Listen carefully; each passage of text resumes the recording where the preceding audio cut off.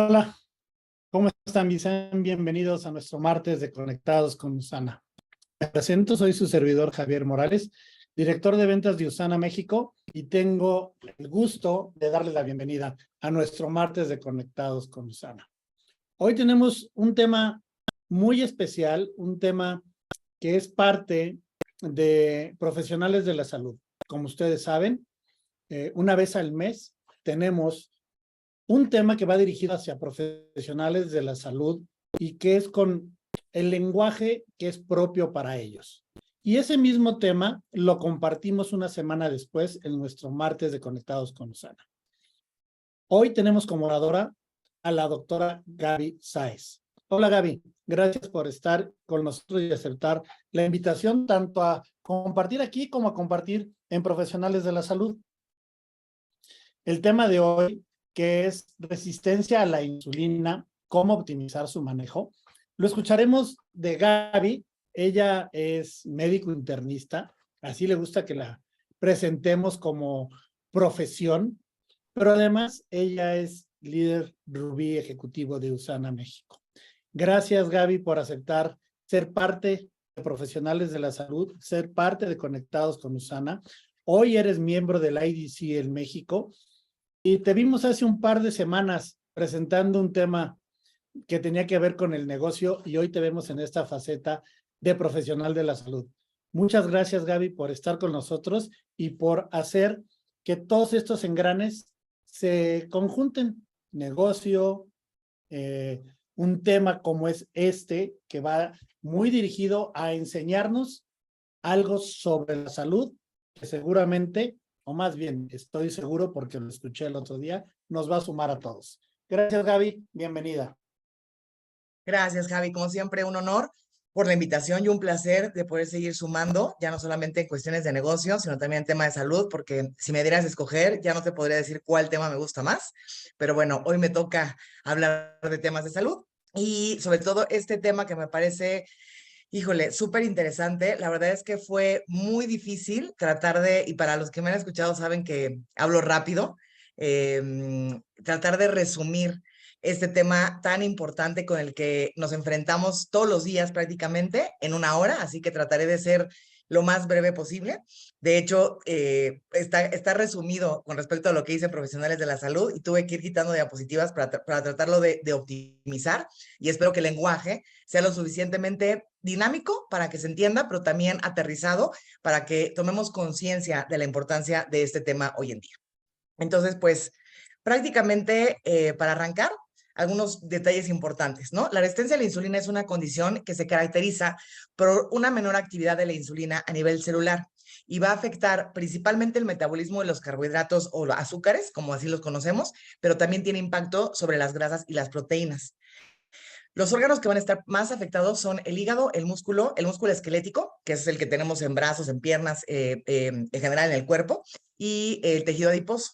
Y esta resistencia puede ser de origen fisiológico, es decir, que forma parte de cuando una persona se encuentra en embarazo, durante la pubertad o inclusive en el adulto mayor, que forma parte de la senescencia, pero también tiene ciertas características patológicas que son en las que nosotros nos vamos a centrar aquí el día de hoy. Y en este último caso, en caso de ser patológica, pues puede ser múltiples, genéticas, ambientales o inclusive algunas que pueden ser secundarias al uso de ciertos medicamentos.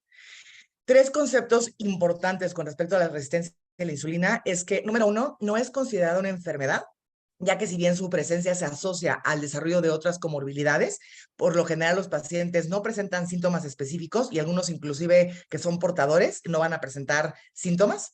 El segundo concepto es que no es lo mismo decir resistencia a la insulina que síndrome metabólico, ya que la resistencia a la insulina es el paso que sí puede desencadenar A, pero se requieren de la suma de otros factores y que normalmente hablando de síndrome metabólico es 5 cosas que se pueden asociar a, entonces son dos conceptos diferentes y que normalmente a veces los confundimos que forman parte de lo mismo, pero no es el caso.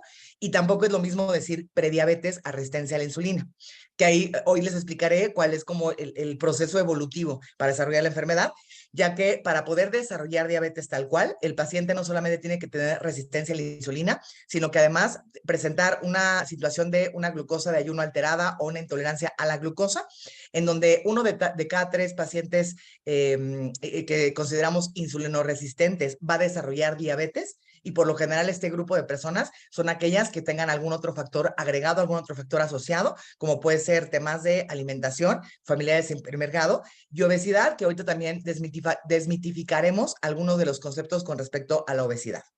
Entonces, vamos a entender cómo funciona de entrada la insulina en nuestro cuerpo. Como siempre les digo, para saber detectar cuando algo está mal, pues primero tengo que saber cómo es que funciona bien.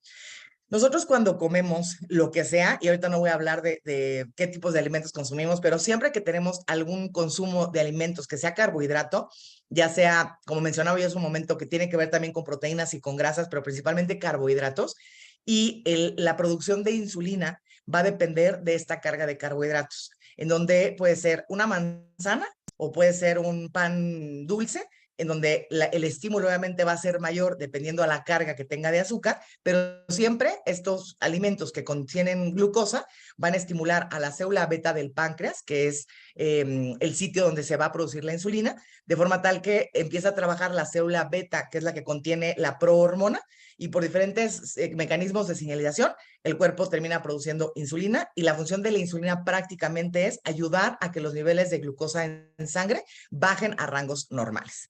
Entonces, así es como se comporta en nuestro cuerpo, digamos que el metabolismo con respecto a la glucosa y a la insulina. Entonces, en condiciones normales, fisiológicas, ya dije, nosotros comemos y eso es lo que sucede dentro de lo que es la célula beta, ¿no? Se capta la glucosa que está circulando en el torrente sanguíneo, perdón, se capta la glucosa que está circulando en el torrente sanguíneo, la cual va a ingresar al interior de la célula, y esto con diferentes pasos va a estimular la producción de insulina, la cual a su vez va a permitir que pueda ingresar la glucosa en diferentes tejidos. Esto que sucede en nuestro organismo a nivel del páncreas es gracias a diferentes receptores, y específicamente en el páncreas existe un receptor que se llama GLUT2, que no requiere todo el mecanismo de señalización de la insulina para poder ser producido. Aquí prácticamente la glucosa pasa de forma libre, simplemente como un estímulo para que el cuerpo pueda producir insulina, y que esto nos ayuda a mantener las cifras de glucosa en lo que llamamos normal. Entonces, una persona cuando tiene algún tipo de alimento, pues en condiciones fisiológicas aumenta la producción de insulina ante la llegada de ese alimento, pasa un ratito, la insulina empieza a bajar, tenemos un segundo pico, pero por lo regular empieza a descender, y entonces pasa un ratito en el que la persona no come, otra vez ante la ingesta de algún alimento, aumenta la producción de insulina, y así nos estamos manteniendo a lo largo del día. Si se fijan, aquí vemos una curva de glucosa en donde prácticamente, digamos que no hace picos, o sea, sí hay una elevación, pero es pequeñita, y esto permite que, aunque haya pico en la producción de insulina, no sean picos tan severos, y que sobre todo tampoco tenga un descenso tan importante. Cuando una persona tiene una alimentación abundante en carbohidratos, o sea, el tamal en torta con atole, que es puro carbohidrato, en ese momento se estimula la producción de la insulina, pero se estimula a manera de pico. Y como la producción es tan aguda, eso va a favorecer que la glucosa baje de manera rápida cuando el cuerpo está trabajando bien, y entonces al tener pico en la producción de insulina, tenemos un descenso de manera rápida en las cifras de glucosa en sangre, y es lo que llamamos el mal del puerco, ¿no? En donde la persona dice, ay, no, como que ya me bajó la energía, y desgraciadamente cuando esto se perpetúa, porque la persona al sentir que tiene la energía baja, entonces, ¿qué es lo que hace? Pues vuelve a comer algo que tenga azúcar. Entonces me voy por las galletitas, otra vez glucosa alta, otra vez pico de insulina. Como es pico de insulina, la glucosa baja de manera abrupta, vuelvo a tener esta sensación del mal del puerco, ¿no? Que realmente no es una hipoglucemia real, el cuerpo lo percibe como una hipoglucemia, y entonces esta sensación falsa de energía ante el consumo de algún alimento rico en carbohidratos, a la larga va a condicionar que estemos como atacando muy rápido, o sea, de manera directa al páncreas para que produzca más insulina, porque en ese momento la cantidad de azúcar circulando es demasiada. Y esto va a condicionar que tengamos cifras de glucosa a la alta y a la baja, acompañados de cifras de insulina a la alta y a la baja, que va a terminar siendo perjudicial a largo plazo en la producción de la insulina por parte del páncreas. Entonces, digamos que es el camino evolutivo de una persona que va a desarrollar resistencia a la insulina, y ahorita hablaremos qué es lo que puede condicionar que la persona la desarrolle. Pero pensando prácticamente en donde una persona tiene este tipo de alimentos de manera constante, en donde tiene una ingesta alta de carbohidratos y también va a depender del tipo de carbohidratos, pero entonces, de manera inicial, claro que la persona tiene cifras de glucosa normal. El problema es que la sensibilidad a la insulina va a empezar a bajar y a su vez la secreción de la insulina va a empezar a subir. Porque aquí dentro de la maravilla, como funciona nuestro cuerpo, para tratar de compensar ese exceso de carbohidratos que nosotros estamos ingiriendo, entonces lo que va a hacer nuestro organismo es aumentar la producción de insulina para que se pueda contrarrestar. Y entonces, de manera inicial, el cuerpo produce insulina de más, pero esta producción mayor de insulina va a condicionar que la sensibilidad a la misma en los tejidos periféricos vaya bajando. Y entonces, conforme va bajando la sensibilidad a la insulina, de manera inicial sí tenemos un aumento en la producción y aquí llamamos hiperinsulinismo, que en este punto es donde los pacientes se encuentran en resistencia a la insulina, en donde vamos a encontrar personas que tienen cifras de glucosa normal y que por eso muchas veces la gente se confía de, pues mi glucosa está normal, pero realmente aquí el punto es crear conciencia que cuando las cifras de glucosa se alteran, ya vamos tarde, porque lo primero que se va a alterar es la cantidad de insulina, no la cantidad de glucosa. Nuestro cuerpo va a tratar de compensar ese exceso de carbohidratos aumentando la producción de insulina. Llega un momento en que la sensibilidad a la insulina baja por completo, en donde la reserva pancreática empieza a ir a la baja y entonces se van a confluir en un punto en el que la cifra de glucosa se empieza a elevar y entonces vamos a terminar teniendo cifras de glucosa elevadas o hiperglicemia, teniendo resistencia a la insulina y un agotamiento de la célula beta. Entonces, y a la larga, eso es lo que va a condicionar que tengamos resistencia a la insulina. Entonces, prácticamente ese es el caminito. Lo primero que vamos a notar en nuestro cuerpo es resistencia a la insulina, que lo vamos a evidenciar.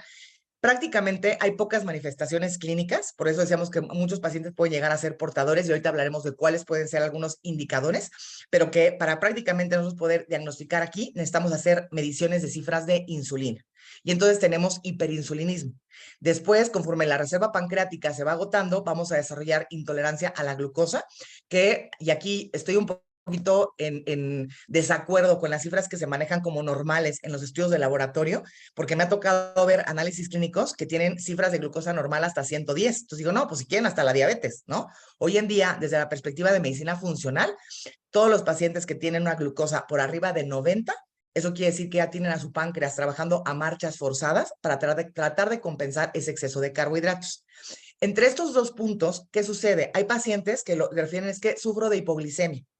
Y entonces el paciente, como mencionaba yo hace un ratito, come, claro que hay pico de glucosa y cuando siente este bajón que le da esta sensación de hipoglucemia, no ven que para poder regular no se trata de comer azúcar que me suba la glucosa rapidísimo, se trata de favorecer la alimentación que me permita evitar que la glucosa se vaya tan alta para que entonces solito con eso podamos revertir la cantidad excesiva de insulina que está produciendo el páncreas y que no me condicione a la larga desarrollar resistencia a la insulina. Entonces, uno de los abordajes que lo hablaremos ahorita en el tratamiento va a ser el tipo de alimentación, de forma tal que cuando la intolerancia a la glucosa se perpetúa y esto, la cantidad de tiempo en el cual se puede evolucionar la enfermedad varía mucho de una persona a otra porque tienen otros factores de riesgo, el estrés, la actividad física, entonces puede ser que el paciente lo tolere por periodos mayores, ¿no? Pero el punto es que mientras la persona siga sobre este caminito, entonces vamos a desarrollar diabetes a mediano y a largo plazo. En la resistencia a la insulina, prácticamente van a pasar dos cosas, ya sea que hay alteración en la capacidad de la insulina para poder activar el transporte de la glucosa hacia el interior de las células, principalmente de músculo esquelético y de hígado, y que también va a haber una alteración porque una de las funciones de la insulina no solamente es bajar, la insulina la conocemos como una hormona anabólica y entonces se encarga de construir, de forma tal que baja las cifras de glucosa y evita que esta glucosa sea liberada de nuevo de lo que es el hígado o del músculo prácticamente no se libera porque el músculo es egoísta y esa glucosa almacenada en el músculo va a ser para su propio uso, pero no solamente baja las cifras, sino que ayuda a que se almacene y que no pueda ser nuevamente liberada al torrente sanguíneo. Entonces, cuando tenemos resistencia por lo regular, se van a combinar las dos, en donde no solamente no voy a tener la capacidad de poder bajar las cifras de glucosa en sangre, sino que además el organismo va a permitir la liberación de la glucosa de los sitios de reserva y entonces tenemos un factor combinado que va a condicionar que tengamos incremento de las cifras de glucosa en sangre. Como mencionaba yo, pues es una hormona que es anabólica, le decimos que es la hormona anabólica por excelencia, que anabolismo me refiero a que se encarga de construir. Y entonces, como se encarga de construir, cuando tenemos resistencia a la insulina, la persona va a ir incrementando estos niveles de tejido adiposo. Porque en el momento en que la célula tiene la incapacidad de poder interiorizar la glucosa, lo que va a hacer la insulina es tratarla de acomodar en algún sitio a como es de lugar. Y el sitio que se va a sacrificar va a ser el tejido adiposo.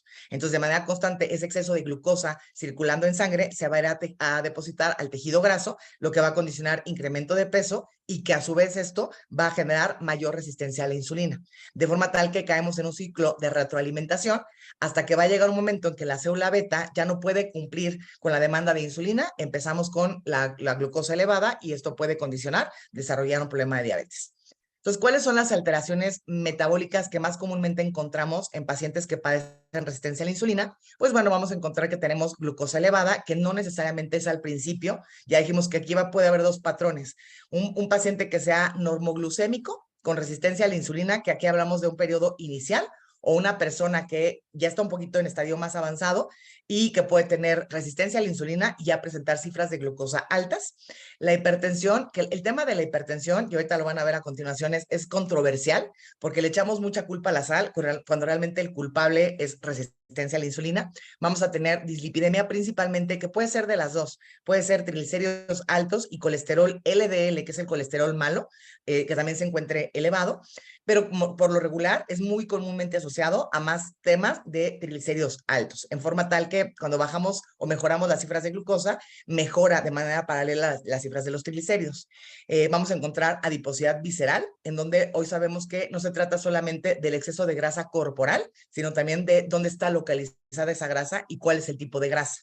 Vamos a encontrar marcadores inflamatorios elevados. Y aquí, bueno, marcadores para nosotros puede ser un factor reumatoide, una velocidad de sedimentación globular, que son marcadores inespecíficos y que normalmente los podemos ocupar para diagnosticar algún tipo de enfermedad autoinmune, pero que no son exclusivos de y que simplemente nos están hablando de que el cuerpo se encuentra en un estado de inflamación.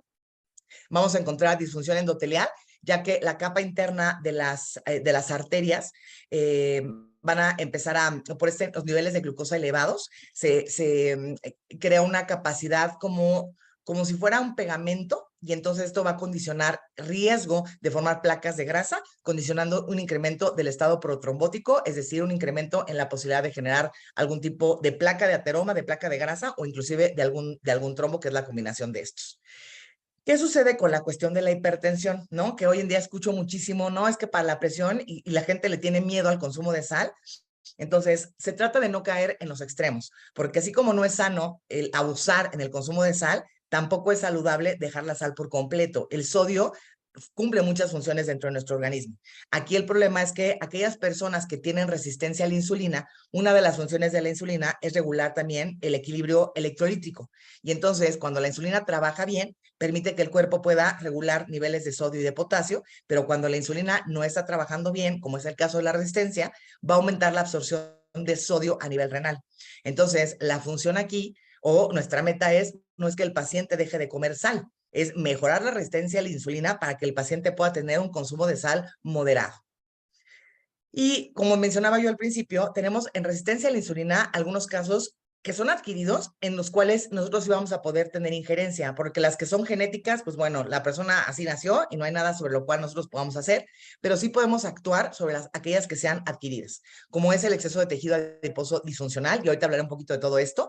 La cuestión del envejecimiento, bueno, forma parte de la vida, de forma tal que para allá vamos a llegar, pero también se trata de cuidar a las personas con una alimentación desde el día de hoy. Porque la mayoría de la gente piensa, pues cuando tenga 80 años, bueno, ya no la mayoría, ¿no? Cuando tenga 80 años me voy a cuidar, pero lo que no identificamos es que las decisiones que tomemos hoy van a repercutir y el cuerpo en algún momento va a cobrarse la factura, ¿no? El hecho de no hacer nada de actividad física, ser completamente sedentario, el tener un desbalance nutricional, principalmente enfocado a la toxicidad que genera la glucosa por el consumo de carbohidratos que son de alta carga glucémica, de alto índice glucémico, que no tienen ni siquiera un efecto nutritivo en nuestro cuerpo, como aplicaría para la comida chatarra, el exceso de grasas saturadas, que ahorita hablaremos de eso también cuando mencione yo qué sucede con la disfunción mitocondrial. Algunos medicamentos, como son todos los derivados de cortisona, inhibidores de proteasa, algunos antipsicóticos, algunos medicamentos utilizados como antidepresivos o para la ansiedad, o el consumo de aplicaciones de insulina exógena. la lipotoxicidad por exceso de ácidos grasos circulantes, que esto está súper interesante y les prometo que se los haré súper sencillito para que lo puedan entender y dimensionar de la forma en la como ahora lo vemos nosotros. Las condiciones de estrés, ya que el estrés va a aumentar la producción de cortisol y que también aquí es no hablar de los excesos. El cortisol tiene una función buena en nuestro cuerpo cuando trabaja bien. El cortisol se produce en el transcurso de la mañana para podernos dar energía y poder rendir bien en el transcurso del día. El problema es cuando el cortisol se produce de más, que en situaciones de estrés se convierte en una hormona que se va a encargar de almacenar grasa a manera protectora. Aparentemente protectora es lo que cree el cuerpo, que nos está protegiendo, pero realmente pues nos está condicionando a un daño. Y estrés que puede ser estrés tanto metabólico por una persona que se encuentra sometida a alguna situación física de algún tipo de enfermedad, estrés emocional, o por el simple hecho de tener trabajos nocturnos, ya que se altera el ciclo circadiano de las hormonas, se aumenta la producción de cortisol en las personas que trabajan de noche y entonces tiene un poquito más de factor de riesgo para desarrollar exceso de masa grasa o cuestiones de resistencia a la insulina, como sería también la falta de sueño. Entonces, no solamente las personas que tienen trabajos nocturnos, sino aquellas personas que duermen poco, porque además no va a ser lo mismo que duermas 8 horas de 10 de la noche a 6 de la mañana, que eso es lo que llamamos el ciclo circadiano normal, a que duermas a las 4 de la mañana y te levantes a las 12 del día, porque eso ya empieza a alterar la producción de hormonas y sobre todo a impactar en cuestiones de cortisol. Y puede ser por falta de sueño generada porque estoy apurada o terminando un proyecto o por cuestiones de insomnio. Y de ahí la importancia de las modificaciones en el estilo de vida para que podamos corregir esto a largo plazo. Y bueno, aquí solamente mencionar que hay algunas de origen genético que pues prácticamente en esta ocasión no vamos a ahondar mucho ahí. Entonces, ¿cuáles son las funciones de la insulina? La insulina lo que hace es preparar a nuestro organismo en alguna situación que pueda llevarlo al ayuno. Y entonces que tengamos almacenado en el cuerpo para que si en algún momento así lo requiere, el cuerpo pueda ir liberando estas reservas para tratar de mantener las cifras de glucosa en sangre dentro de rangos normales. Y esto hablamos del metabolismo energético. Entonces se encarga de captar glucosa, de la producción y formación de ácidos grasos, de formación también de proteína. Se va a encargar también de crecimiento y desarrollo prácticamente en todos los tejidos y algunos que a veces no enfocamos o no sabemos que tiene que ver con la reabsorción de sodio y potasio, prepara la glándula mamaria para cuestiones de lactancia materna, participa en la regulación central del apetito y así como tenemos una resistencia a la insulina, las personas pueden desarrollar una situación que se llama resistencia a la leptina, que la leptina es la hormona que está encargada de favorecer la saciedad. Entonces, por eso es que la insulina, cuando se altera, pues va a tener repercusión no solamente metabólica, sino que a nivel de muchos órganos y sistemas, y por eso es que tiene impacto en el desarrollar tantas comorbilidades. Entonces, dentro de los efectos agudos de la insulina, como mencionaba yo, es que va a favorecer la captura de glucosa en el músculo y en el tejido adiposo, va a favorecer que esa glucosa sea utilizada para que de ahí se produzca energía, fenómeno que denominamos glucólisis, inhibe la liberación del almacenaje de glucosa que está en el hígado a manera de glucógenos, es decir, la almacena y va a evitar que esta salga de nuevo al torrente sanguíneo, estimula la captación y almacenamiento de grasas del tejido adiposo y va a inhibir que se liberen estos ácidos grasos que una vez que ya se almacenaron, la insulina va a evitar que puedan ser liberados de nuevo. Y esto, insisto, a manera de almacenaje y esto en condiciones normales. A mediano y a largo plazo, como les mencionaba yo, pues va a tener que ver con relación de los electrolitos, que son estos iones de sodio, potasio, fósforo, magnesio, etcétera. También favorece la producción de la síntesis de las proteínas.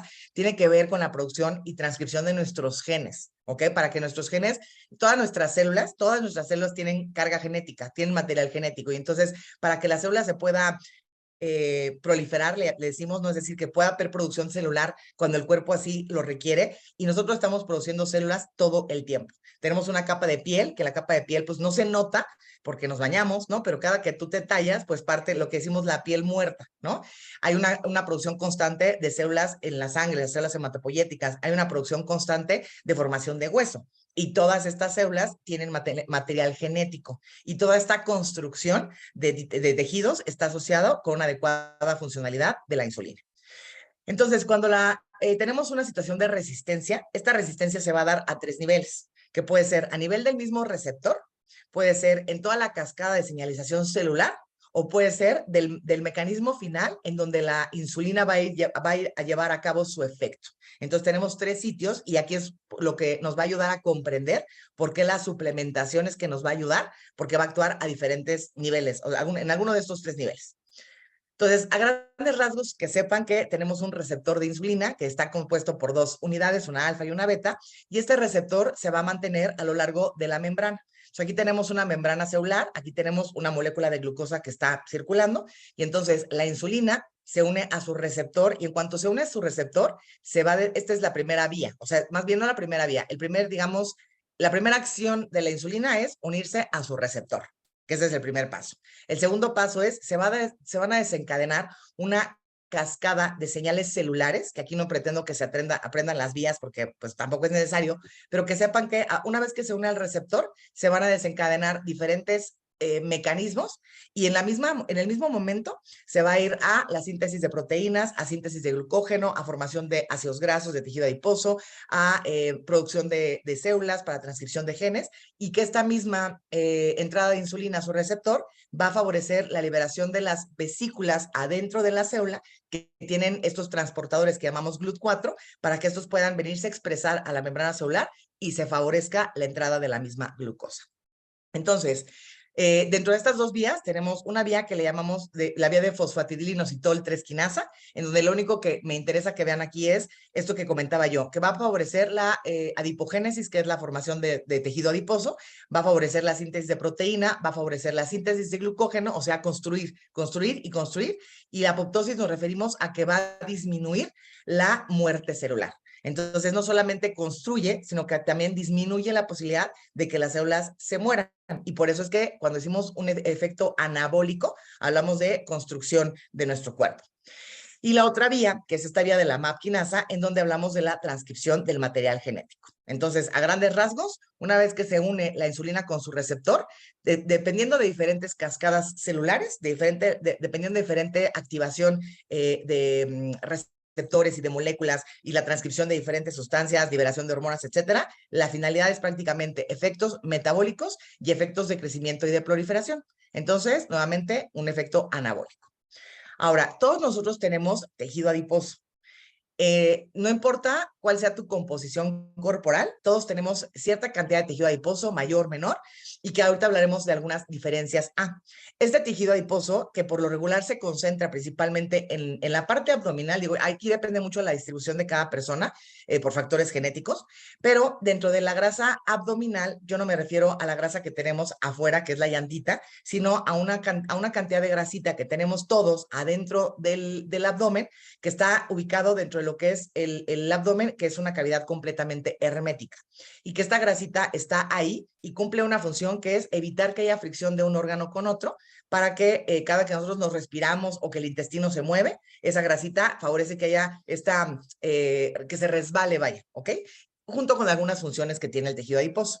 Entonces, el tejido adiposo va a contener ciertas células que son principalmente tenemos adipocitos, que el adipocito es la célula principal de cualquier tejido adiposo, y aquí vamos a tener algunas células que tienen que ver también con nuestro sistema inmunológico, donde tenemos linfocitos T, macrófagos tipo M2, que estos tienen una capacidad de ser antiinflamatorios, tenemos macrófagos tipo 1, que estos son los que son proinflamatorios, y como mencionaba yo, tenemos adipocitos y preadipocitos. Entonces, esto es lo que nosotros tenemos en cualquier sitio donde haya grasita.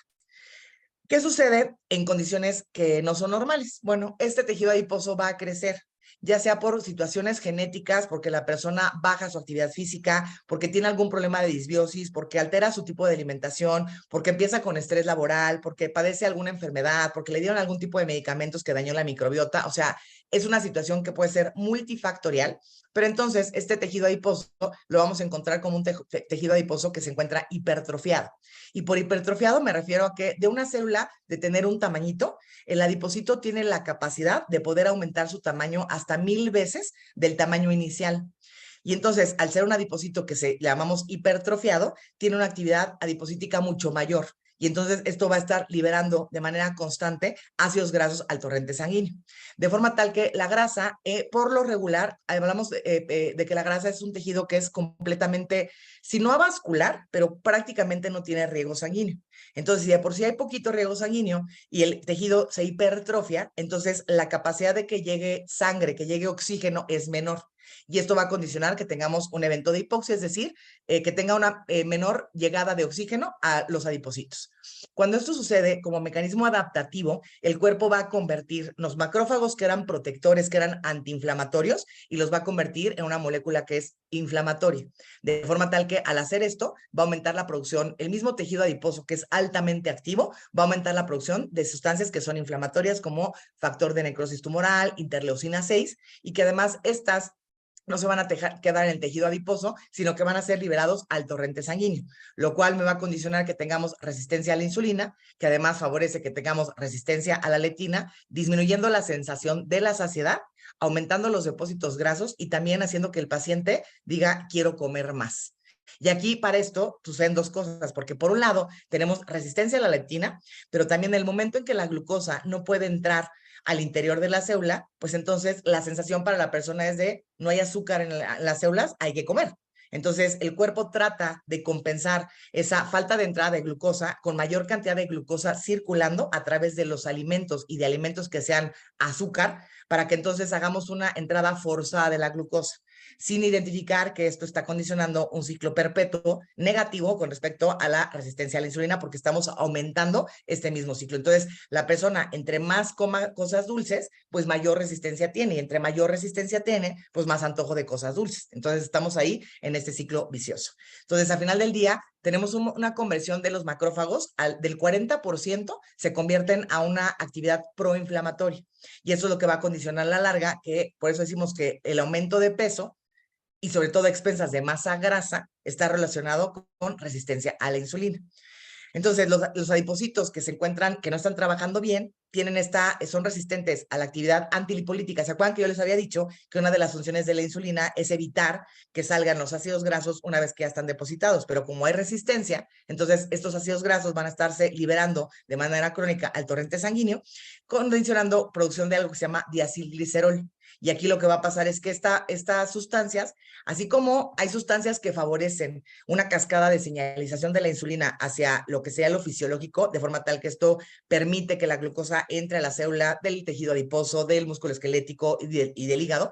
Cuando tenemos estas vías de señalización activadas por el exceso de ácidos grasos circulantes, entonces la vía normal ya no se va a producir y entonces vamos a tener una vía que se va a ir hacia aumentar la producción de sustancias inflamatorias, porque el cuerpo lo que está percibiendo es que hay un exceso de azúcar en la sangre que no está entrando a la célula, pero que está condicionando que el cuerpo algo está pasando como de manera negativa, y entonces vamos a producir mayor sustancia proinflamatoria para supuestamente ir a atacar a este agente agresor. Lo que el cuerpo aquí no reconoce es que a mayor producción de sustancias inflamatorias también está contribuyendo en este ciclo negativo de resistencia a la insulina. Y entonces vamos a perder la capacidad metabólica de la insulina, vamos a tener alteración en la producción celular, vamos a tener alteración en la transcripción genética, y por eso la resistencia a la insulina es que se asocia a tantas enfermedades comórbidas. Ahora, aquí esto es con la intención de desmitificar todo lo que hay con respecto a la situación de obesidad. Porque hoy en día tenemos una corriente a la cual estoy a favor de esta cuestión que es gordofóbica, ¿no? En donde le queremos achacar, vemos una persona que padece sobrepeso u obesidad, y entonces es que me duele la rodilla, es que baja de peso, es que tengo colesterol alto, es que baja de peso. Y todo está aparentemente relacionado con la cuestión de la obesidad. Y por otro lado, también esta cuestión de la salud en todas las tallas, en donde también estoy a favor, pero no se trata de romantizar la obesidad, pero sí que aprendamos las características, porque hay una obesidad que la llamamos inocua. ¿Qué sucede aquí? Yo puedo tener, todos estos adipocitos están distribuidos a lo largo de todo nuestro cuerpo. Si por cuestiones genéticas, ¿no? En mi caso, yo tengo la capacidad de poder expandir de manera saludable este tejido adiposo, y expandir me refiero a que no aumenta de tamaño, sino que aumenta el número de adipocitos, pero son adipocitos pequeños y se distribuyen de manera homogénea, en donde podemos observar a personas que a la vista, de manera macroscópica, se ven obesos, pero su obesidad viene de unos adipocitos pequeñitos, simplemente que están distribuidos de manera homogénea en el cuerpo. Estos pacientes son insulinosensibles.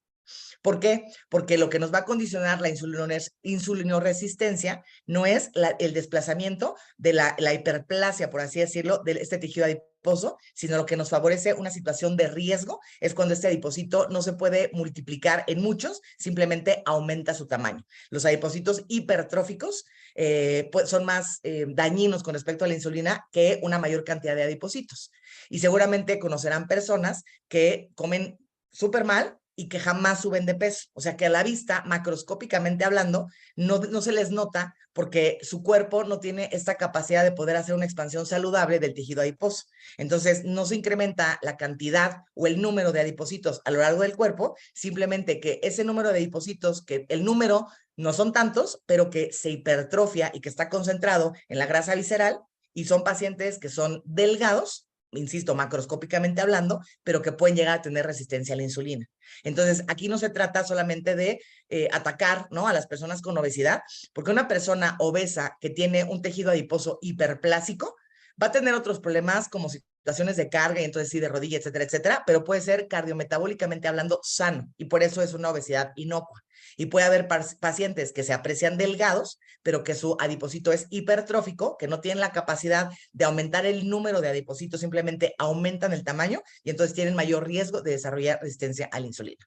Espero que esto se haya entendido porque aquí hay un punto de partida con respecto al abordaje en el tratamiento en donde no debería estar centrado a bajar de peso. Se trata de hablar de una alimentación saludable. Tenemos un sitio Diana y ojalá hayan visto la plática que di hace 4 años del Biomega, porque aquí voy a hablar de los receptores de PPAR. Estos receptores también tenemos ubicados prácticamente a lo largo de nuestro cuerpo y trabaja de manera agónica junto con la insulina, de forma tal que también se encarga de construir.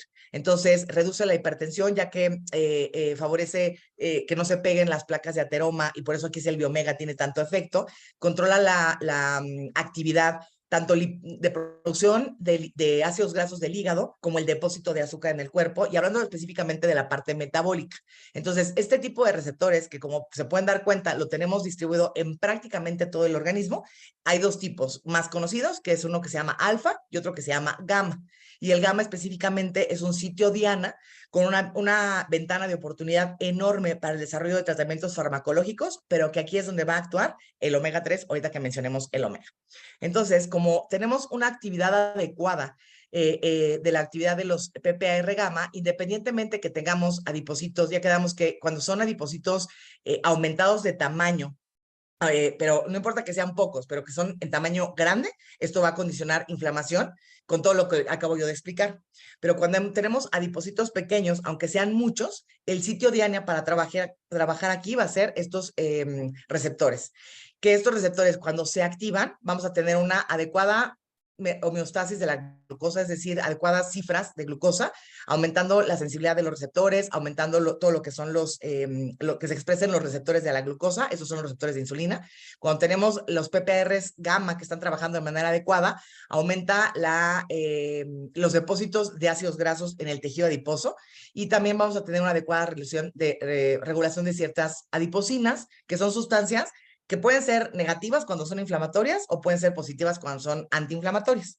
Y entonces los PPAR gamma lo que hacen es favorecer la sensibilidad a la insulina de manera generalizada. Entonces, cuando favorece la sensibilidad a la insulina, recordemos que no solamente va a repercutir en las cifras de glucosa, sino que también me va a ayudar a bajar las cifras de ácidos grasos circulantes en sangre, condicionando mejora de las cifras de colesterol LDL, que es el colesterol malo, mejorando las cifras de colesterol bueno y reduciendo la cantidad de triglicéridos que tenemos en sangre. Y esta la quise poner específicamente porque sé que han escuchado de algunos artículos por ejemplo, el artículo que salió el año pasado del doctor Rob Sinot con respecto a la vía del NRF2, que son vías de señalización celular, en donde nosotros vamos a tener en nuestro día a día, tenemos producción de radicales libres, que esto va a condicionar que tengamos cierto estrés oxidativo. En condiciones fisiológicas, el estrés oxidativo es bueno para el cuerpo en cantidades pequeñitas porque tiene un efecto, digamos, como estresor, pero de manera positiva. Así como un deportista tiene que estresar a su cuerpo para que vaya generando condición física, lo mismo hacen estos radicales libres en nuestro organismo. Pero tenemos este balance de forma tal que esta cantidad de radicales libres no se pasa, simplemente da este efecto positivo de dar una actividad como impulsora para que el cuerpo regule su metabolismo de manera general, pero cuando se producen en una mayor cantidad, entonces ahí ya hablamos que tiene un efecto negativo, de forma tal que estos también pueden actuar inhibiendo los PPR gamma. Y entonces, si yo tengo la actividad de estos PPR gamma de forma natural, vamos a activar la vía del NRF2, que decíamos que es una vía de señalización celular, favoreciendo el metabolismo a la alza de toda nuestra actividad endógena antioxidante, inhibiendo los procesos que son inflamatorios. Pero si esto no sucede porque la cantidad de antioxidantes que tenemos en nuestro cuerpo, ya sea porque mi metabolismo endógeno no tiene la materia prima para poder funcionar o porque ya se agotó, porque tengo una mayor producción de radicales libres versus a la cantidad que tengo para poder reducir esos radicales, entonces vamos a tener activación de una vía que es negativa, que es la vía del NF-kappa beta, y entonces aquí vamos a tener un efecto prooxidante y un efecto que es también proinflamatorio.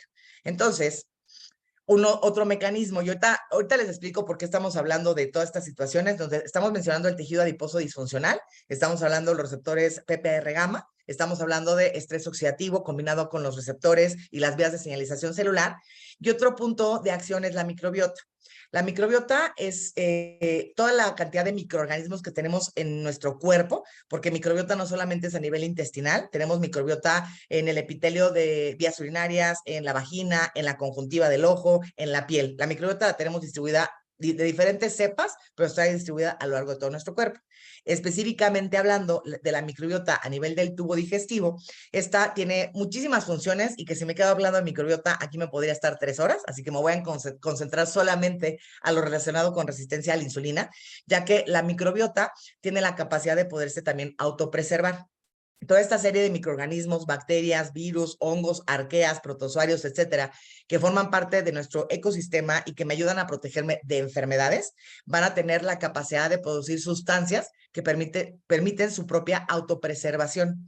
Entonces, cuando el intestino trabaja bien, produce ciertas sustancias que van a favorecer no solamente el balance energético, es decir, que lo que la persona consuma calóricamente hablando sea lo que realmente representa en el cuerpo, sino que además también va a tener impacto en la producción de sustancias que llamamos neurohormonales con respecto a la saciedad o al hambre. Y entonces, cuando tenemos una microbiota que se encuentra dañada, vamos a condicionar situaciones de un hambre que no se sacía, tenemos resistencia a la insulina, tenemos obesidad y tenemos también posibilidades de síndrome metabólico. Entonces, ¿cuáles van a ser las manifestaciones clínicas de las personas que tienen resistencia a la insulina? Y puede ser una, puede no ser ninguna o pueden ser todas. En donde por lo regular una obesidad abdominal, que ya quedamos que no solamente es por la presencia de la obesidad, sino por el tipo de adiposito que tengamos, pero por lo regular hablamos de un incremento del perímetro abdominal en las mujeres, en los hombres, perdón, arriba de 94 centímetros y en las mujeres arriba de 88, condicionando factores de riesgo.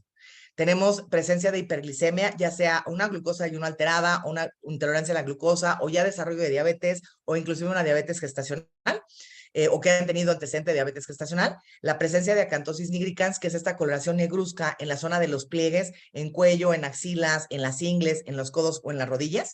Podemos encontrar también triglicéridos altos. Ya vimos por qué. Porque al tener resistencia a la insulina, se altera el metabolismo de la glucosa, pero también se altera el metabolismo de los ácidos grasos, como sería el caso de los triglicéridos arriba de 150, o que tengamos un colesterol HDL, que es el bueno, por abajo de 40 en el caso de los hombres, o 50 en el caso de las mujeres, y también presencia de hígado graso, porque vamos a condicionar una grasita ectópica. Cuando la persona, ya sea porque incrementa de peso o porque tiene una mala alimentación, decíamos que el abdomen es una cavidad completamente hermética. Si nosotros empezamos a tener alguna de estas situaciones que aumenta la cantidad de grasa visceral, al ser hermética, la grasa no tiene para dónde migrar. Y entonces el que se sacrifica es el hígado, dícenme, échemela para acá, y entonces la grasita empieza a infiltrar el hígado, condicionando lo que llamamos hígado graso, que puede ser un estado inflamatorio del hígado y que después también de mucho tiempo de esteatosis hepática puede condicionar cirrosis, porque la cirrosis no solamente es por tomar alcohol o por la presencia de virus, la cirrosis es en la etapa final del hígado después de haber estado sometido a un proceso inflamatorio por largos periodos. Y entonces, ¿qué enfermedades se asocian? Pues problemas de obesidad, hipertensión, síndrome metabólico, diabetes tipo 2, hígado graso de etiología no alcohólica, síndrome de ovario poliquístico, porque la insulina también regula la producción hormonal. Y entonces, la presencia de resistencia a la insulina va a aumentar la producción de hormonas masculinas, manifestándose como hiperandrogenismo, en donde las pacientes con ovario poliquístico pues llegan a tener distribución diferente del vello, alteraciones en los ciclos menstruales, en fin. Hay apnea obstructiva del sueño y esto principalmente es por una dinámica alterada en la cuestión respiración de la cavidad tóraco-abdominal.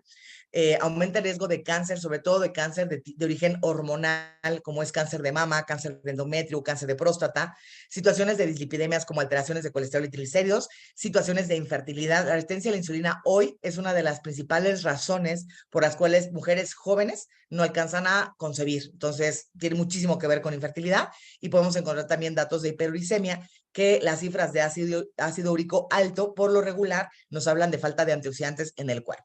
Entonces, ¿cuáles son los factores, digamos, patogénicos? Así como el resumen, que la persona va a tener un estado inflamatorio, ya sea por la misma microbiota, que la microbiota, al estar dañada, no solamente es esta cuestión de la producción de las hormonas o que permite una adecuada utilización de los alimentos como gasto energético, sino que también la microbiota funge como un sistema de barrera. Y cuando esta barrera está dañada, va a permitir el paso de sustancias que no deberían de pasar, condicionando un estado de endotoxemia y que esto genere inflamación crónica. Y la inflamación crónica no se ve, es una inflamación que nosotros podemos detectar por sintomatología o por algunos estudios de laboratorio, como mencionaba yo en un principio. Y la inflamación también viene por este tejido adiposo disfuncional. Ya quedamos que no solamente es porque tengamos mucho tejido adiposo, sino porque es un tejido adiposo hipertrófico que tiene la posibilidad de poder producir mayor cantidad de sustancias inflamatorias por esta conversión de los macrófagos a los que son macrófagos principalmente proinflamatorios. Tenemos alteración por parte de los lípidos, ya que este tejido adiposo hipertrófico va a estar liberando ácidos grasos, y estos ácidos grasos van a desactivar la vía de señalización de la insulina que permite todo el metabolismo de manera favorable y va a activar vías de inflamación como son la vía de la JNK, que es una de las vías más conocidas, activando pues otras que a lo mejor habrán escuchado como el factor NK beta, etcétera, etcétera, y que puede llegar a tener disfunción mitocondrial. Con respecto a la disfunción mitocondrial, y esto lo explico mucho cuando les explico en mi taller o a mis pacientes que van a hacer dieta cetogénica, porque la mitocondria, que es el motor de nuestra célula, está diseñado para trabajar con grasa. No la grasa del tocino, del chicharrón o del queso, la grasa que es interna, que es de nosotros. Y entonces cuando le proporcionamos una adecuada cantidad de grasa, la mitocondria trabaja mejor. Es como si le diéramos gasolina premium. Pero como aquí estamos liberando un tejido adiposo que no es saludable, entonces es a la pobre mitocondria, que es el motor, pues le estamos dando a trabajar de más, de manera excesiva, y esta misma disfunción mitocondrial puede condicionar que se altere todo el metabolismo de la glucosa. Y como ya platiqué un poquito, el estrés oxidativo, y el estrés oxidativo también va a repercutir en otro organelo que tenemos dentro de nuestra célula que se llama retículo endoplásmico. Este organelo se encarga de doblar las proteínas, cómo de verdad es una maravilla cómo funciona nuestro cuerpo cuando trabaja bien, y que para que una persona desarrolle una enfermedad, es porque ya le dimos en la torre con muchas cosas, porque el cuerpo trata de compensar, si no se puede por aquí, pues lo voy a hacer por acá, ¿no? Entonces, por eso aquí hablamos de diferentes factores patogénicos. Entonces, este retículo endoplásmico lo que hace es doblar las proteínas de manera adecuada para que estas puedan ser transportadas. Y que de hecho, para los que me acompañaron en el taller de suplementación, hablamos de estas chaperonas, que estas chaperonas son sustancias que acompañan a este organelo, vigilando que se doblen de manera adecuada. Se va a perder esta capacidad y entonces vamos a tener alteración en la transducción o en la producción de nuestro material genético. Por eso también les decía yo que tiene que ver con relación de desarrollo a cáncer, ¿ok? Por lo regular, el diagnóstico se hace con este índice que llamamos HOMA o con una insulina, con niveles de insulina después de una carga de glucosa. Entonces, para nosotros sacar un HOMA, que esto yo lo puedo sacar en el consultorio o muchas veces ya lo pedimos por laboratorio y me va a dar cierta cifra, ¿ok? El punto de corte es y aquí no quiero que se aprendan las cifras porque la verdad es que para mí el HOMA no es el mejor método diagnóstico, lo estoy mencionando porque es el que más comúnmente la gente, es que me hicieron el HOMA y salí en tanto, ¿ok? Estos indicadores están basados en mediciones de ayuno.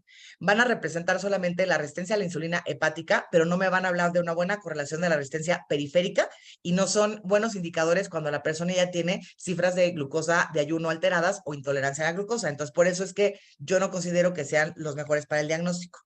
Hay otra que se hace de prueba de tolerancia a la glucosa, en donde le dan a tomar una carga de glucosa súper dulce de 75 gramos de azúcar, y entonces se van haciendo de forma paralela cifras de glucosa con cifras de insulina. Y aquí por lo regular hablamos de que una cifra mayor a 100 o a 60 a la hora o a las 2 horas de manera respectiva, ya me estarían hablando de una posible resistencia a la insulina. Pero aquí el problema es que para este punto de corte son usados en la práctica, pero no están validados como estándares. Entonces, las cifras de insulina, y ojo con esto, porque aquí a lo mejor muchos se van a ir para atrás, ¿ok? Porque si tú te basas en lo que dice el laboratorio, por lo regular, las cifras de insulina de laboratorio hablan de valores normales de 25 para abajo. Y entonces, de acuerdo a lo que yo te estoy diciendo, pues 25 ya estamos hablando de una resistencia severa. Entonces, cuando yo mido la insulina en ayuno, buscamos que desde la perspectiva de medicina funcional, que esté por abajo de 13. Pero con esta nueva parámetro de una bibliografía que encontré, pues entonces ya estamos todavía mucho más estrictos, y me da gusto que seamos más estrictos porque creo que las guías farmacéuticas como que se basan, son muy críticas con respecto a los niveles de colesterol, pero son muy permisivos con las cifras de glucosa y de insulina, cuando sabemos que esta es la principal causa y que si corregimos este problema, vamos a corregir también problemas de dislipidemias. Entonces buscamos en condiciones normales una insulina de ayuno de 1 a 5. Así que si te has hecho alguna vez el estudio y estás por arriba de esto, pues ya es momento de que te des cuenta de que hay resistencia a la insulina y que podemos arreglar. Y aquí es como se miden los parámetros con respecto a la circunferencia abdominal, que esto puede ser una forma en la que si yo no tengo el estudio de laboratorio en ese momento, pues me pueda orientar, y sobre todo a la posibilidad de hígado graso. Todos los pacientes que tienen incremento de la circunferencia abdominal tienen hígado graso hasta prácticamente no demostrar lo contrario. El estudio diagnóstico que yo ocupo es este que se llama Quantos, que afortunadamente ya cada vez es más comercial. Ya lo he visto en estudios de laboratorio que son de bajo costo, y también a nivel nacional, porque antes era batallar con pacientes de algunos otros estados de la República. Y lo que hace este estudio es, me va a medir, además de las cifras de insulina, me mide otros 3 parámetros que son no glucémicos y que me pueden detectar la posibilidad de resistencia a la insulina hasta 10 años antes de la enfermedad. Entonces, yo no lo hago basado en cifras de insulina. Digo, si ya las trae altísimas, pues a lo mejor ya no le hago el Quantos. Pero no es ver cifras de glucosa, porque ya quedamos que si yo me espero a que la glucosa se altere, ya hablamos de una resistencia avanzada. No es hemoglobina glucosilada. No es cifras de insulina. El mejor es este que se llama Quantos, y lo que buscamos es una meta que esté abajo de 63. Cualquier paciente que esté por arriba de 63 ya tiene resistencia a la insulina, y aquí lo que me ayuda también es a medir la gravedad, y me permite también dar seguimiento a los pacientes, de forma tal que buscamos que a la larga los pacientes se encuentren por abajo de 63, hablando en este momento que ya rompimos con esta cuestión de resistencia a la insulina. Y sobre la hemoglobina glucosilada es que me va a alcanzar a detectar hasta 70% de pacientes que con hemoglobina glucosilada no están siendo diagnosticados, y por eso yo prefiero la hemoglobina glucosilada. A mí me sirve para darle seguimiento a un paciente con diabetes ya diagnosticada, pero no me sirve o no es el ideal para poder hacer seguimiento o inclusive para hacer diagnóstico de resistencia a la insulina. Entonces ahora sí, ya vamos al tratamiento. El tratamiento, y ojo con esta porque es una línea súper delgada, ya que la resistencia a la insulina es una situación que ya quedamos que no es una enfermedad, es una situación que es altamente prevalente, por lo que no debemos de sobreactuar en su presencia. Entonces, me refiero a que es una línea muy delgadita, porque tampoco es de, ay, no voy a hacer nada, pero tampoco quiere decir que luego me voy a tomar un medicamento, cuando menos no la manera en la que yo recomiendo. Entonces, el primer paso sería una alimentación saludable, que no me da tiempo de hablar de qué tipo de alimentación, pero a grandes rasgos es mantener un adecuado consumo de proteína de origen animal, que es proteína de alto valor biológico, magra, para que no tenga aporte de grasa. Es mantener un adecuado consumo de grasas saludables y mantener un adecuado consumo de carbohidratos de bajo índice glicémico, y dependerá mucho de la actividad física, pero sobre todo de carbohidratos. De los que son de comida chatarra, pues es como, no quiere decir que nunca te comas un chocorrol, ¿no? Pero no puede ser algo que te comas de todos los días, si queremos, aunque estés delgado. Ya vimos que no se trata solamente de la composición corporal, se trata de la capacidad de tu cuerpo de poder expandir ese tejido adiposo, y que en algún momento pacientes delgados desarrollan resistencia a la insulina. Entonces, cuando hablo de una alimentación saludable, es invitar a los pacientes, no que de primera instancia lleguen y es que tienes que bajar de peso, porque eso, además de que es cuestión de autoestima y hace sentir mal a las personas, una persona que aprende a comer de manera saludable, por consecuencia va a bajar de peso. Pero no vamos a estar enfocados en baja de peso, no. Estamos enfocados en que mejoremos tu alimentación, enriqueciendo la manera de comer, porque esto va a ayudar a que sea un tratamiento a largo plazo. ¿Cuántas personas que quieren bajar de peso lo hacen a través de algún plan de alimentación y recuperan el peso porque no les cambió el chip? Porque no se trata de bajar de peso, se trata de mejorar nuestros hábitos de alimentación. Una de las metas es reducir este exceso de masa grasa que es hipertrófica, combinando con ejercicio físico. Y estas son las medidas terapéuticas más importantes en objetivos a mediano y a largo plazo. En el estilo de vida me refiero a bajarle las situaciones de estrés, que yo entiendo perfecto que, bueno, pues yo le digo a pacientes que para no tengas estrés, no te cases, no tengas hijos, no trabajes y de todas maneras encerrado vas a vivir estresado. Entonces, tenemos que aprender a que el estrés forma parte de nuestro estilo de vida actual y entonces, ¿qué puedo yo hacer para controlar esas situaciones de estrés? O te sales a ver pajaritos en el parque, o te pones a dibujar mandalas, o te pones a ver un stand-up, lo que sea que te ayude a bajar el estrés y en estilo de vida mejorar nuestros hábitos de sueño, de relaciones interpersonales, etcétera. El aumentar el aporte de fibra en la dieta, porque el aporte de fibra, como son los alimentos integrales, y aquí no quiere decir que todos, porque luego hay cosas integrales que ni integrales son, pero bueno, simplemente porque la fibra me ayuda para mejorar la diversidad microbiana de nuestra microbiota, me ayuda a amortiguar la absorción de los carbohidratos, me ayuda a tener saciedad y me ayuda a nutrir a la misma microbiota, ¿no? Entonces, formar parte de la fibra, que puede ser expensas de alimentos como son frutas, verduras y también del Fibergy, pero es mejorar el aporte de fibra porque la mayoría de los adultos mexicanos no llegan al requerimiento de fibra en su día a día. Hacer una actividad física, que también tiene que ver con el tipo de actividad física, ¿ok? Hay gente que va y se hace 2 horas de zumba y que después salen y se echan los tamales que están afuera, o sea, así no funciona, ¿no? O sea, una actividad física con todos los beneficios que nos otorga el ejercicio y que a la larga tiene un efecto mayor, tiene un 31% de mejor impacto sobre la resistencia a la insulina que la metformina, que es el medicamento más ocupado en este proceso. En aquellos pacientes que son de normopeso, porque pueden ser flaquitos por fuera, pero gorditos por dentro, no solamente en composición corporal, sino en grasa visceral y en el tipo de grasita visceral, la mejor medida terapéutica va dirigida a la actividad física, no tanto a la alimentación, pero claro que la alimentación, porque luego veo pacientes que me dicen, no, es que me desayuno todos los días 1 litro de jugo de naranja. Pues aunque estés flaco, esa cantidad de jugo de naranja, de azúcar de todos los días, está generando adipocitos hipertróficos y te está dando resistencia a la insulina. Y el acompañamiento emocional es súper importante, ¿ok? Justamente para evitar desarrollar pacientes que tengan trastornos de la conducta alimentaria, porque hemos causado mucho conflicto con respecto a lo que es una alimentación saludable y la imagen de lo que es la salud, la imagen corporal de lo que es la salud o lo que es la belleza que ha condicionado tantos trastornos de alimentación. Entonces, que sea como un abordaje integral.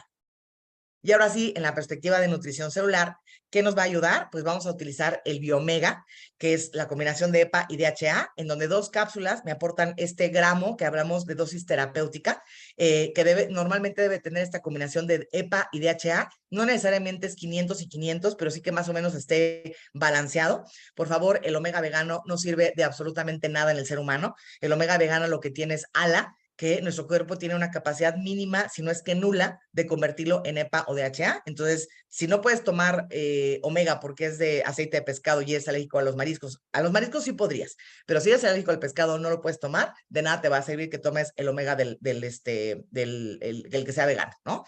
Y las características que sean, pues, de doble ventilación molecular, que no tenga capa entérica para que realmente se pueda absorber donde se debe de absorber, en fin. Y esto es con la finalidad de poderles mostrar cómo hoy en día yo te hablo de estos receptores PPR gamma, pero que la industria farmacéutica está enfocado en dónde tiene que trabajar. La mayoría de los medicamentos para bajar los niveles de triglicéridos están dirigidos a los receptores tipo alfa y algunos hipoglicemiantes orales como la rosiglitazona trabajan sobre los PPR gamma. Y entonces la maravilla de la suplementación que tenemos es que hay algunos ligandos del PPR gamma, como son estos ácidos grasos, como serían el DHA y el EPA, que prácticamente están desde la perspectiva molecular en el mismo nivel de efectividad que medicamentos hipoglicemiantes, con la diferencia de que estos no condicionan efectos colaterales, ¿ok? Después, el uso de probióticos, que los nuestros, por supuesto que son los mejores, y no es porque yo sea amante de USANA, es porque realmente son los mejores. Hay algunas cepas que actualmente se están desarrollando ya para situaciones específicas, que para síndrome de intestino irritable, que si oncobióticos, que si psicobióticos, y está increíble. Pero una situación de disbiosis, antes de que yo le dé una cepa específica, requerimos rebalancear por completo cómo se encuentra, y entonces de nada me va a servir darle la cepa maravillosa si no tenemos primero corregido la problemática de disbiosis, que para eso requerimos que sean mínimo 2 cepas, o sea, lactobacilos y bifidobacterias, que tengamos mínimo 10 billones de unidades formadoras de colonia, que no requiera de una red de frío, porque hay muchos productos comerciales que pueden ser buenos, pero si yo voy al súper y me lo echo a la bolsa y además voy a recoger a los chamacos y la tintorería, pues los probióticos de esa bebida ya se murieron. Y por favor, Yakult jamás en la vida, ¿no? El Yakult es una porquería, es un pobre lactobacilo nadando en una alberca de azúcar, entonces Yakult no. Me refiero a algunas otras marcas comerciales, de preferencia que sean en polvo, porque esto permite que se vayan adhiriendo a todo lo que es, a todo lo que es nuestro sistema digestivo desde la boca, y que tengan un acompañamiento de prebióticos. Yo les decía de cómo impacta esta cuestión, porque, y aquí es bien chistoso, cómo las personas se ríen siempre con esto, porque cuando tú tienes antojo de algo dulce, no eres tú el del antojo, es tu microbiota. Pero eso no quiere decir que, ay, como mi microbiota me está pidiendo un gansito, pues pobrecita se la voy a dar. No, es simplemente que dejemos de sentirnos culpables. Se suman factores como la adicción a los carbohidratos, temas emocionales de llenar vacíos, etcétera, etcétera, en fin.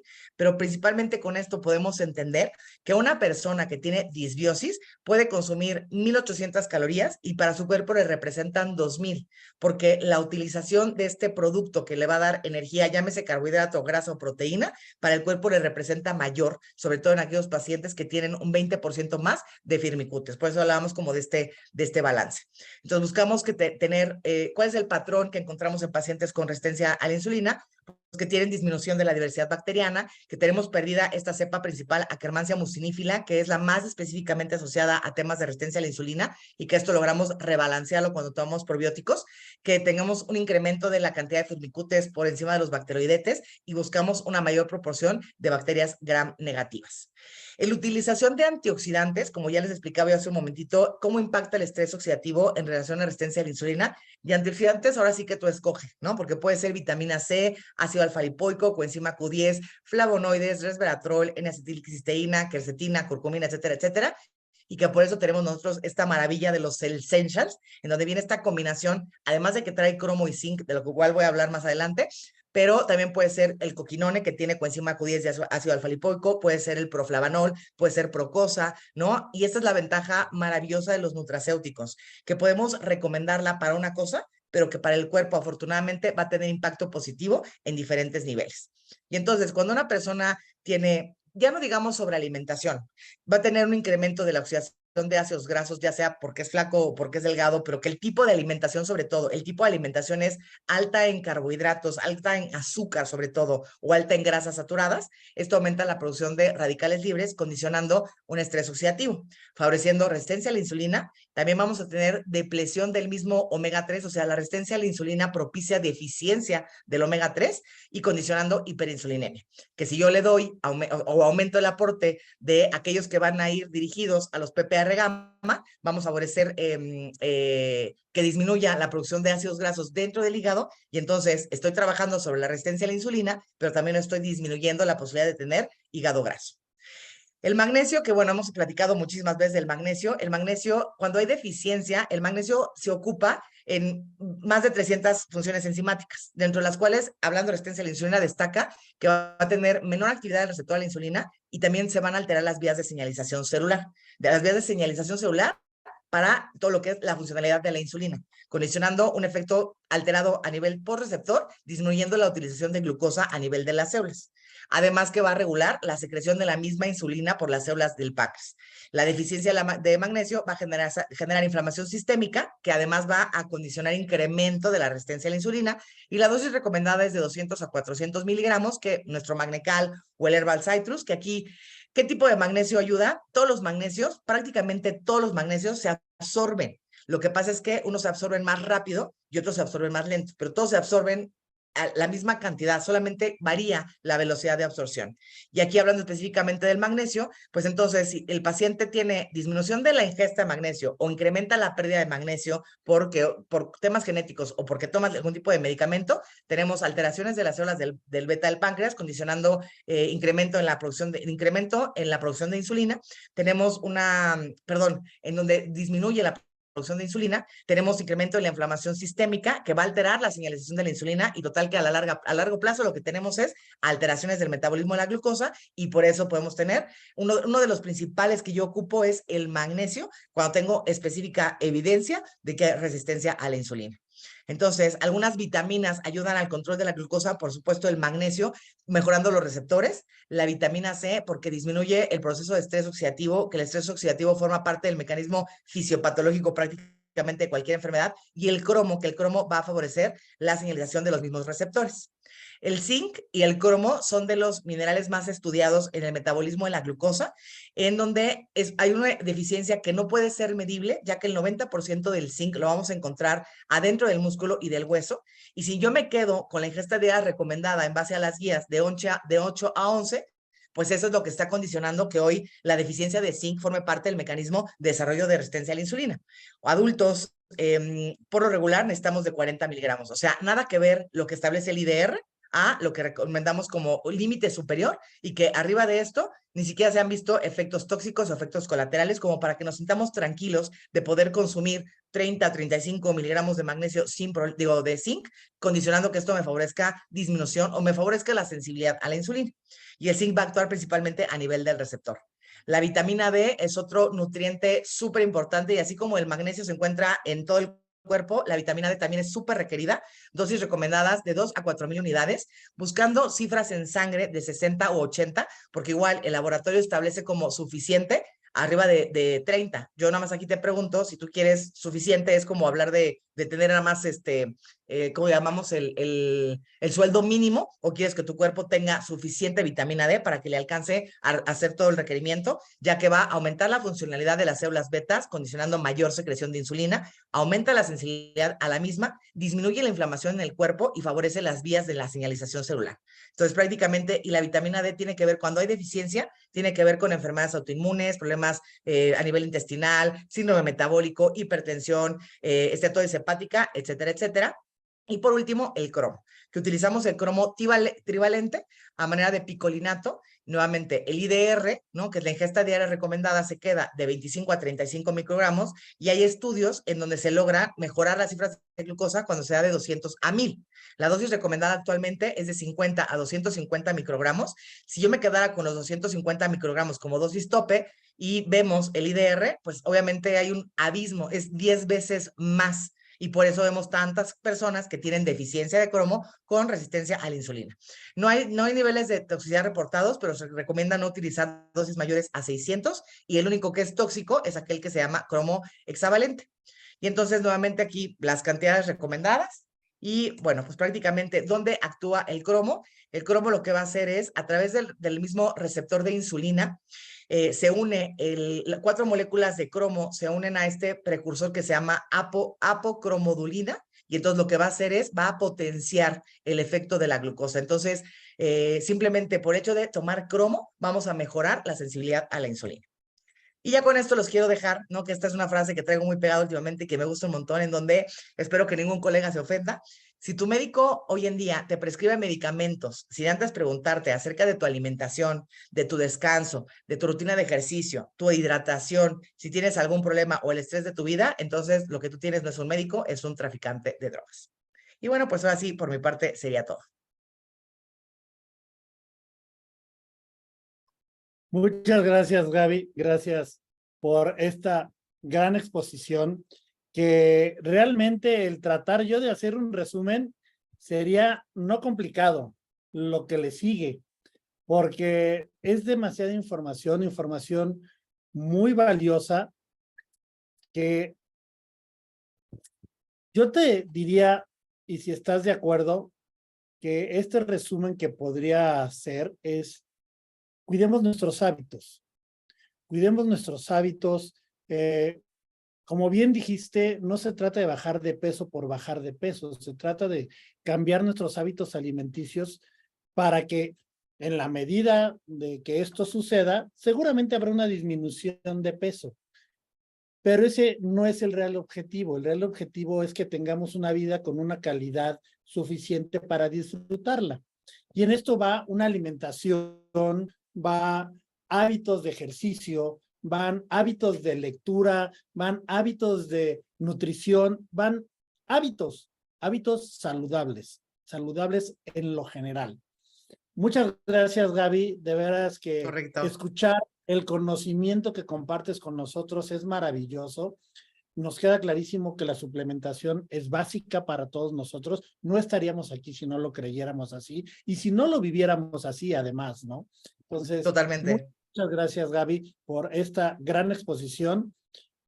Y amigos, yo ya sé que nos pasamos y no me voy a tardar mucho en los anuncios del día de hoy. Es simplemente recordatorios que tenemos para todos ustedes y ahí les van, rápido. El primer recordatorio que tenemos es la masterclass de este próximo sábado. Todos aquellos que lograron su recalificación, su calificación a Motivador Platino Premier, estaremos el próximo sábado 29 en el Hotel Bel Air para tener esta masterclass. Pero no quiero que se desanimen todos aquellos que dicen, bueno, yo ya no lo logré, yo ya no lo hice, o ¿qué va a pasar para todos aquellos que nos acabamos de inscribir? Esto ya no es posible. Todos aquellos personas que se inscriben durante el segundo semestre del año y logran su Motivador Platino Premier, en enero volveremos a tener una masterclass. Entonces, todas las personas que se inscriban durante el segundo semestre del 2023 y alcancen su Motivador Platino Premier, repetiremos esta masterclass en enero. ¿Sale? Muy bien. Recordarles también, Elévate Orlando, aquí me voy a ir muy rápido, que ya empezó la calificación, empezó el 1 de julio, acaba el 29 de diciembre, perdón. El viaje es del 7 al 10 de marzo a Orlando, Florida, donde tendrán ustedes la posibilidad de escoger en 2 días en Disney o 2 días en Universal, cualquiera de estos 2 parques temáticos. La estancia será en Disney Coronado Springs, en este hotel que ya conocemos, que es un hotel espectacular. ¿Cuáles son los requisitos? Nivel 1, 8,500 puntos de inscripciones y las compras de estas inscripciones durante el periodo de calificación, 11,000 puntos, que se gana para 3 personas, 16,000 puntos para 4 personas. Los puntos pueden venir de inscripciones de distribuidores, clientes preferentes o afiliados, y el puntaje de clientes preferentes sube al 100% para lo que tiene que ver con el concurso de Elévate. Es necesario inscribirse en el Hub. Si no lo has hecho, en cualquier momento es bueno para que te inscribas y se toman todos los puntos a partir del 1 de julio. Un nuevo cliente, distribuidor o afiliado te da un máximo de 1,000 puntos. El incentivo es válido para distribuidores de América. Todas las inscripciones tienen que ser del mercado de América, Colombia, México, Estados Unidos o Canadá. Se toma, como dije hace rato, el 100% del puntaje de las órdenes de los clientes preferentes. Puedes llevar a cualquier invitado. El ganador puede elegir a cualquier persona para ser invitada. Las órdenes regresadas o canceladas se restan de la sumatoria y deben de permanecer las órdenes de los clientes preferentes, afiliados o nuevos distribuidores activos hasta el cierre de la auditoría. Recuerden de bajar el tracker, de tener el hub, ahí pueden ver cuánto puntaje llevan, y acuérdense que todas las personas que asistan a la convención de Américas Europa el próximo mes en Salt Lake City, se les van a dar 1,000 puntos para este concurso de Elévate Orlando. Así que estamos en tiempo, y para ayudar a todos estos concursos, les recordamos la promoción que está vigente, que se llama Usana Piensa en Ti, que es en la compra de un Coquinone y un Optima EFX, se obtiene un Biomega sin costo. El precio es de 1,610 pesos, perdón. El número de partes son 923. ¿Vale? Me fui muy rápido. Muchas gracias a todos por estar con nosotros en nuestro martes de Conectados con Usana. Gracias, Gaby, por aceptar la invitación, tanto a ser oradora en Profesionales de la Salud, oradora en Conectados con Usana. Te voy a ver el próximo sábado porque también eres oradora para la Masterclass. Así que muchas gracias, Gaby, por estar siempre apoyando las iniciativas de Usana. Pero sobre todo, gracias a ti que te conectaste el día de hoy a un martes más de Conectados con Usana. Gracias, Arturo, por ayudarnos al máster del día de hoy. Nos vemos el sábado en la Masterclass y el próximo martes en nuestro siguiente Conectados con Usana. Buenas noches a todos.